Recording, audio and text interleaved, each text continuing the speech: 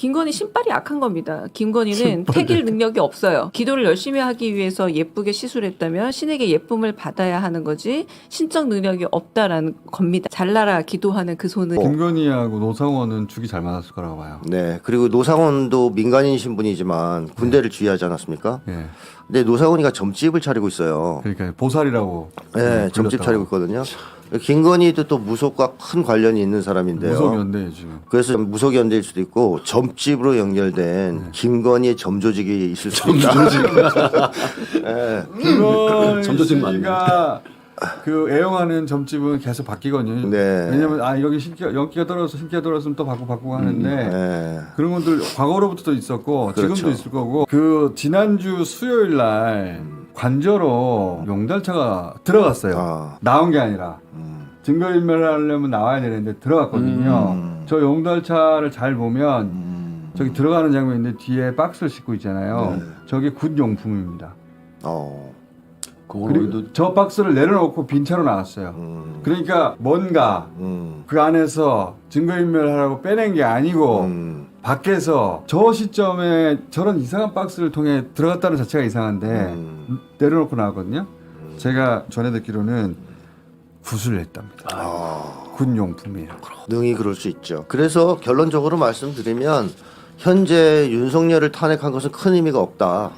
왜냐하면 실질적인 대통령은 아직도 살아서 점조직을 통해서 핸드폰으로 계엄을 진두지휘하고 또 제2의 내란을 진두지휘하고 있을 가능성이 높다. 그래서 김건희를 하루빨리 어떻게든 맞아요. 체포하고 체포는 못하더라도 휴대전화와 계좌 이용 그렇습니다. 제 말이 하게 해야 그거입니다. 돼요. 조치를 해야 됩니다. 통신 수단을 제한해야 된다. 네, 한국에서 가장 큰 위험 요소는 윤석열도 윤석열이지만 김건희일 수 있다고 봅니다. 근데 지금 법적인 근거는 없는 거잖아요, 그죠? 그래서 어디 제가 막을 방법이 건진법사를 없잖아요. 잡았어야 된다고. 아니, 그러니까 그랬던데. 건진법사를 잡은 동안 빨리 물어봐야 된다고. 여러 번 얘기했는데 해시. 다 지금 알고 하는 얘기인데 검찰 바보 멍충이들이 됐더라고. 노상원 통화 기록에서 김건희가 나올 가능성도 있죠. 아니 그것들은 그냥 일반 통화를 했을 리가 없잖아요. 그렇죠. 비협 그렇죠. 거나. 예. 예. 그러니까 그게 쉽사리 나오지 않고 진술로만 나올 수 있을 텐데. 그 영화 파묘에 되게 유명한 대사인데 풍수주의니 미신이니 하면 사기다 이렇게 말하는데 전국 상위 1%에게 풍수주의는 종교자, 정도다. 신앙이다 이런 대사가 나와요. 저는 김건희식의 창조 경제를 무속으로 여전히 하고 있구나라는 생각이 드는데 조금 제가 위안을 받은 거는 아까 제가 그 브리핑 들었거든요. 신에게 예뻐 보이기 위해서 시술을 했다. 제가 전에 대신에 들은 바입니다. 네. 또 공장장 말씀을 저는 전하는 겁니다.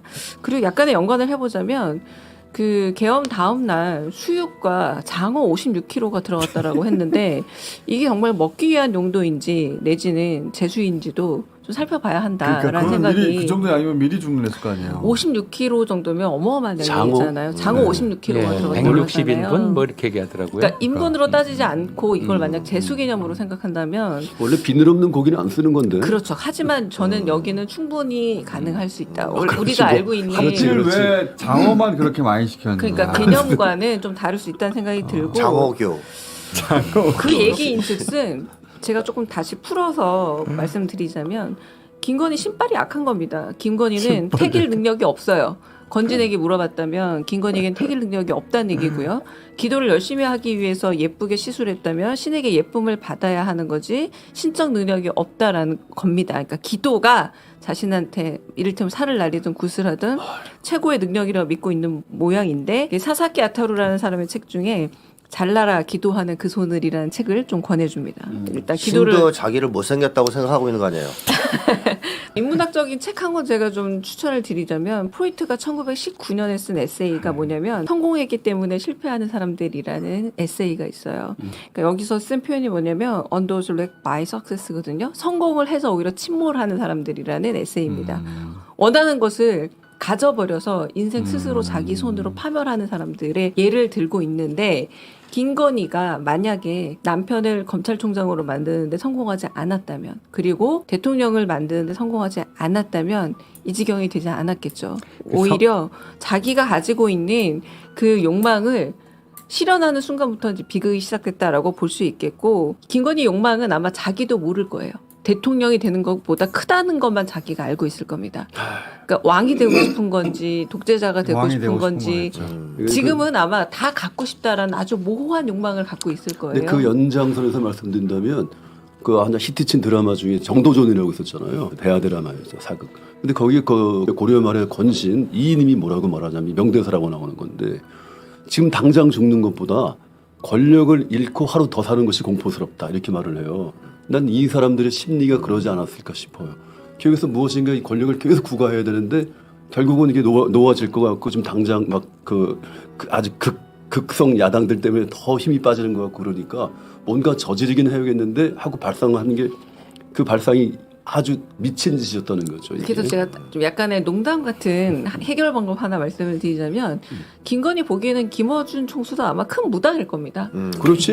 네, 그래서 참고로 저는 무신론자입니다. 네, 나하고 길을 저는 정을 겨루는. 평소에 한 번도 못 그러니까 들었습니다. 김건희 입장에선 그럴 거예요. 근데 맥베스에서 맥베스의 아내를 무너뜨린 말이 딱 두 개였는데요. 신적 언어의 구조를 가지고 있어요. 가령 번엄숲이 일어나기 전까지 너는 망하지 않을 것이다. 그렇지. 인간의 여자에게서 태어나지 않은 여기서 네. 벌스 그러니까 자연분만이라는 네. 원래 의미죠. 재앙절개가 거기서 나온 네, 거예요. 근데 예. 태어나지 않은 몸에서 낳지 않은 사람에 의해서 죽을 것이다. 이 두 개가 그 여자를 노예로제로 몰고 가거든요.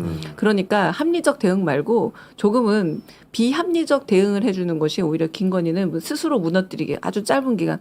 제가 조금 위안을 드리자면 맥베스에서 맥베스 부인이 무너지는 기간은 고작 8일입니다. 그리고 죽었어요. 네, 죽었어요. 아. 자기가 죽어요. 저 유시민 작가 나왔을 때 네. 그 사진을 제가 언급한 적이 있잖아요. 사실 이번 정권 딱 들어서자마자 제가 언뜻 떠오른 사진이 딱 그거였어요. 무솔리니와 아 그거 하지 마세요. 그 사진이 그 사진 마지막 최후의 사진이 계속 떠올랐거든요. 이 부부를 보는 순간 뭔가 비극적 종말이라는 것이 이렇게 직관으로 연상이 된단 말이죠. 윤김 부부를 보고 늘 사람들이 자꾸 비교하는 게 연산군하고 장녹수 같다고 대입을 시키는데 사실은 연산군이 좀 억울할 것 같아요. 그럼요. 연산군도 초기 4년 동안 있잖아요. 무사관 하기 전까지는 너무나 멀쩡하고 정상적이고 심지어 영민했다고까지 하잖아요. 저는 억울한 사람 말씀하시니까 제일 먼저 생각나는 사람이 저는 최순실이에요. 최순실 너무 오래 가둔 거 아닌가? 최근에 그래 맞아요. 최순실 말 좀 받고 했는데 그 정도는 이제 풀어줘야 되는 거 아니야? 지금 이 사람들의 한 짓을 보니까 최순실은 너무 귀여운 수준이야. 누가 그러잖아요. 국정농단이 아니고 국정농담이다. 그 정도면. 그러니까 최순실 야 너무 오래 있었다 이제. 네, 처음으로 연민이 생겼어. 한마디만 덧붙이면 네. 그 권력력이 강하면 강할수록 가장 강한 권력 행사 방법은 사람을 죽이는 거예요. 가장 강한 권력이 자기를 증명하는 방법은 사람을 죽이는 거예요. 그래서 역대 모든 절대 권력을 추구했고 그 권력 자체에 대한 이제 경외심을 주고 싶어했던 존재들은 인간들은 전부 수많은 사람을 죽였어요. 그러니까 지금 탄핵을 취소하라, 뭐 탄핵 인용하지 말아라 이렇게 주장하는 사람들은 사실은 마음속에 이미 살인의 욕구를 가지고 있는 사람들이에요. 저는 그걸 우리가 잊어서는 안 된다고 생각을 해요. 그게 단순한 정치적 견해가 아니라 살인의 충동이에요. 그걸 잊어서는 안 된다. 그리고 진짜로 탄핵에 네. 살아 돌아오잖아요. 네. 저는 두 번째 개헌한다고 봐요. 저 피바람이 불 거라고 생각합니다. 말의 피바람이 아니고 정말 사람들을 예, 죽일 예, 거예요. 그럼 맞습니다. 어떡하지? 우리나 어떡하나요? 기가 못하게 해야죠. 그러니까 살아야죠. 살려면 이 80% 정도의 공동체가 예. 온 힘을 모아서 맞습니다. 이걸 막아야 예. 됩니다. 네, 네. 귀환을. 당장 사살하려고 했잖아. 그럼요. 탱크 준비했잖아. 예. 그러니까 진시황 연산군 예를 들어 뭐 아시아에서 보면 이제 저 수양제 할 것 없이 수많은 사람을 죽임으로써 자기 권력의 크기를 입증했거든요. 한동훈 예. 사살 제보를 이런 봉지욱 것들이에요. 기자가 받았대잖아요. 아하. 예. 사살 제보가 있었다는 제보를. 그러니까 한동훈의 주장이 있고 저희 주장이 있는데 이제는 또 다른 제보자가 나타났고 망설이고 있다고 자기는 들었고 이미 한동훈 사살 실제로 하려고 했다. 그러니까 윤석열이 말은 싹 쓸어버려야 해서 쓸다는 거는 죽인다는 뜻이었어요. 그렇죠. 예. 네. 그리고 그 포우령의 처단은 진짜 처단을 말하는 거예요. 예. 네, 맞습니다. 비유가 제가 아니라. 볼 때는 윤석열이 그거 고친 것 같아요. 처벌을 처단으로. 왜냐면 죽인다는 걸 알고 싶으니까. 진짜로 죽이려고. 정말로 심각한 망상인데 이걸 어쩌면 좋습니까? 까딱하면 탄핵이 인용이 안 되는 경우도 있다는 거잖아요.